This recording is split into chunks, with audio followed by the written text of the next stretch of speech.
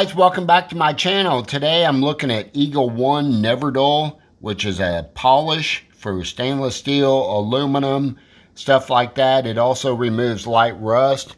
It's a wadding polish, so it's kind of like a cottony material that's in a solvent.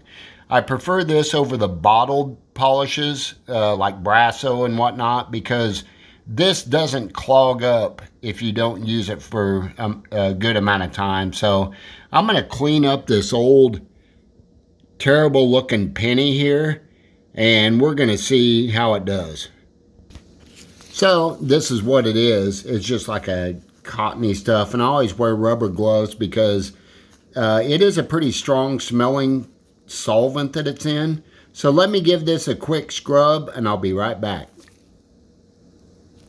Okay guys, so I spent probably 15 to 20 seconds scrubbing, and then I buffed it with the terry cloth. Yeah, this stuff is really awesome. If this video helped you out, please like and subscribe. I will see you in the next one. Thank you.